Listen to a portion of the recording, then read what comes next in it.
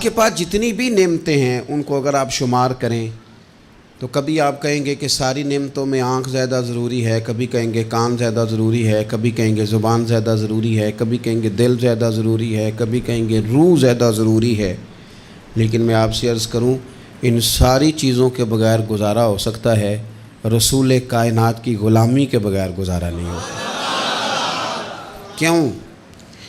اس لیے کہ اگر حضور کی شفقت نہ ہو، نبی پاک علیہ السلام کی رحمت نہ ہو، وہ ابن القیم نے ایک جگہ پہ کہا تھا کہ یہ حضور نے ہمیں انسان بنایا ہے، یہ نبی پاک علیہ السلام نے انسانیت کے اسباق پڑھائے ہیں، اخلاقی رویے کیا ہوتے ہیں حضور نے بتلائے ہیں۔ اگر حضور کا کرم نہ ہوتا تو انسان ایک دوسرے کو کاٹ کے کھاتا۔ یہ حضور نے بتلایا ہے کہ تم نے کس طرح زندگی کو گزارنا ہے۔ محبوب کریم علیہ السلام کا وجود نور ایک ایسی چیز ہے کہ اگر وہ کائنات سے معاذ اللہ سائڈ پہ کر دیا جائے تو اس کائنات کا قائم رہنا کسی صورت بھی ممکن ہے ہی نہیں۔ اسی لیے تو اقبال نے کہا تھا کہ ہو نہ یہ پھول تو بلبل کا ترنم بھی نہ ہو، چمن دہر میں کلیوں کا تبسم بھی نہ ہو نہ یہ ساقی تو پھر میں بھی نہ ہو، خم بھی نہ ہو، اور بزم توحید بھی دنیا میں نہ ہو، تم بھی نہ ہو۔ وہ بڑی بات کہہ گئے ہیں، میں نے بھی اس کو کوئی نہیں کھولنا۔ کہتے ہیں بزم توحید بھی دنیا میں نہ ہو، تم بھی نہ ہو، خیمہ افلاق کا استادہ اسی نام سے ہے، اور نبض ہستی تپش آمادہ اسی نام سے ہے۔ تو اقبال پھر ہمیں کرنا کیا ہے؟ کہنے لگے کرنا آپ کو یہ ہے کہ قوت عشق سے ہر پست کو بالا کر دے اور دہر میں اسم محمد سے اجالا کر دے۔ یہ کرنے کا کام ہے، اس رستے پہ آپ چل پڑیں۔ میرے بھائی پہلی امتوں کے آپ تذکرے پڑھ لیں، کتابوں میں موجود ہیں، سورہ اعراف کو دیکھ لیں، اس میں بہت ساری چیزوں کا تذکرہ کر دیا گیا ہے، اور بھی قرآن مجید کی بے شمار صورتیں ہیں، آپ ان کو دیکھ لیں، اس پر غور کر لیں۔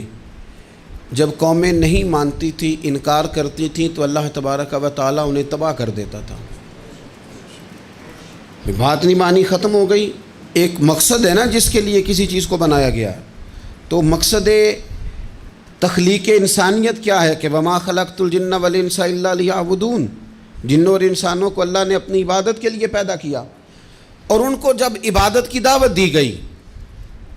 جب انہیں پیغام دیا گیا اللہ تعالیٰ کی توحید کا، انہوں نے نہیں مانا، تو جس مقصد کے لیے بنایا تھا جب اس طرف ہی نہیں آئے۔ یہ پنکھا لگایا جاتا نا ہوا کے لیے، تو اگر پنکھا ہوا نہ دے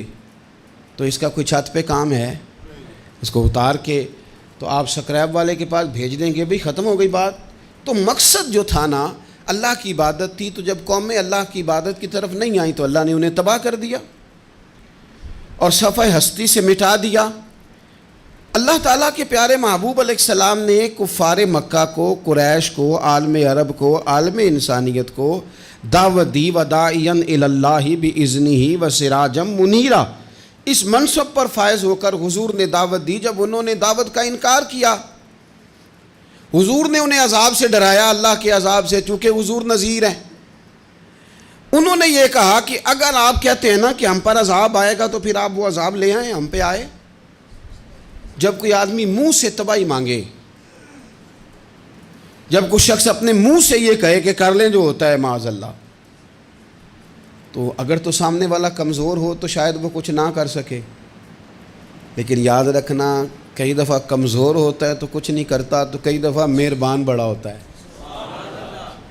رحمان اور رحیم کئی دفعہ کرم نوازی کرتا ہے۔ جب انہوں نے کہا نا کہ لائیں وہ عذاب ہے محبوب جس کا آپ وعدہ کرتے ہیں، تو اللہ نے کیا فرمایا؟ فرمایا وما کان اللہ لیعذبہم وانت فیہم۔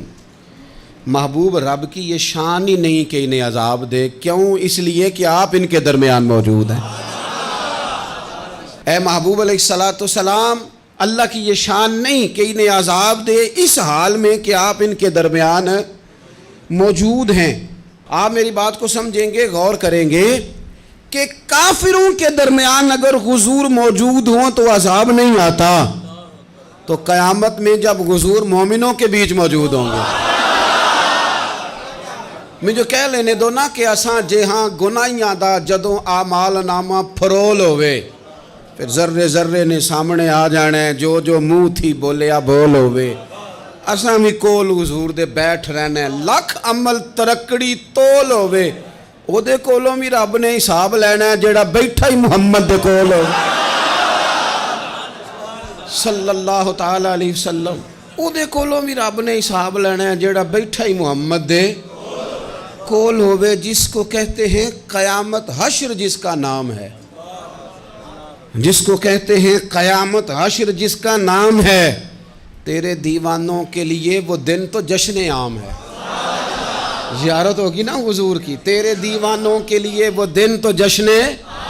اور ایک شاعر نے اور بات کھول دی، کہنے لگا ہر نظر کانپ اٹھے گی محشر کے دن، خوف سے ہر کلیجہ دہل جائے گا۔ اچھا جی پھر کیا ہوگا؟ ہر نظر کانپ اٹھے گی محشر کے دن، آنکھیں پھڑ پھڑائیں گی، کانپیں گی اور کلیجے پھٹیں گے۔ منظر ہی ایسا ہوگا، انسان اپنے پسینے میں ڈبکیاں کھا رہا ہے، حساب کا وقت آ گیا ہے اور سورج سوا نیزے پہ ہے، زمین دھڑک رہی ہے، تو کہنے لگے ہر نظر کانپ اٹھے گی محشر کے دن، خوف سے ہر کلیجہ دہل جائے گا، پھر اوڑھ کر کالی کملی وہ آ جائیں گے، پھر اوڑھ کر کالی کملی وہ آ جائیں گے، پھر اوڑھ کر کالی کملی وہ آ جائیں گے، ہر نظر کانپ اٹھے گی محشر کے دن،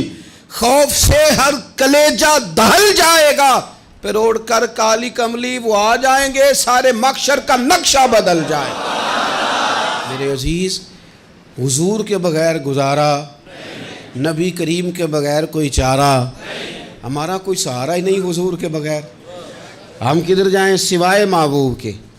اس لیے نا صحابہ اس بات پر مطلع ہو گئے تھے، وہ نا بڑی بڑی دھیمی دھیمی باتیں پوچھتے رہتے تھے، اطلاع مل گئی تھی نا کہ اصل کرنا کیا ہے، تو جو رازدار لوگ ہوتے ہیں نا وہ پھر دھیمے دھیمے راز کی باتیں کرتے ہیں۔ حضرت انس بن مالک حضور کے خادم تھے، اماں نے دے دیا تھا حضور کی بارگاہ میں، کہتے ہیں میں 10 سال مدینے میں حضور کی نوکری کرتا رہا، تو قریب سے دیکھا تھا نا سارا کچھ، بہت ساری احادیث ان سے مروی ہیں، بڑی چیزوں کو دیکھا تھا، تو اب سیانے ہو گئے، باتیں سمجھ گئے، قریب رہنے والے لوگ تو قربان پچھانن والے ہیں، تو گل جان گئے گل کھول دے نہیں، تو قریب پہنچ گئے تھے نا، تو سمجھ آ گئی تھی بات کی۔ تو ترمذی میں موجود ہے، ایک دن حضور سے پوچھتے ہیں یا رسول اللہ قیامت والے دن آپ کو کہاں تلاش کروں،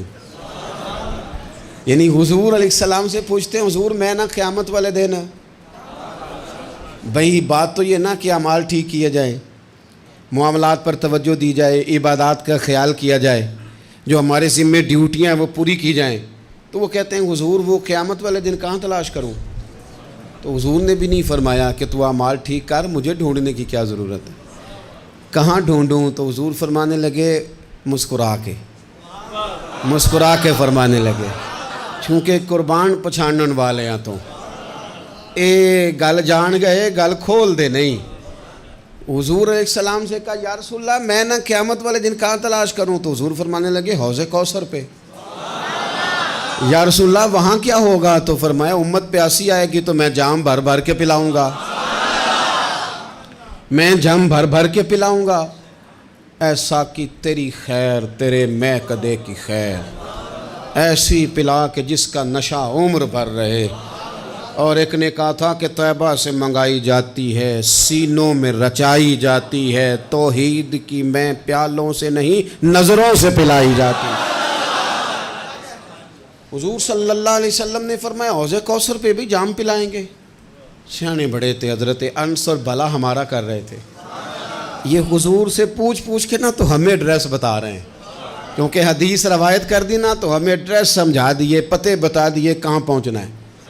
ساری جگہ سمجھا دی، چلیں جدید دور آ گیا ہے، انہوں نے لوکیشن بتا دی کہاں کر کے نا کس جگہ جا کے سٹاپ کرنا ہے، کام یا رسول اللہ وہاں ملاقات نہ ہوئی تو حضور نے فرمایا پھر پل صراط پہ آنا۔ یا رسول اللہ وہاں کیا ہوگا، فرمایا امت گزر رہی ہوگی اور میں دعائیں مانگ رہا ہوں گا،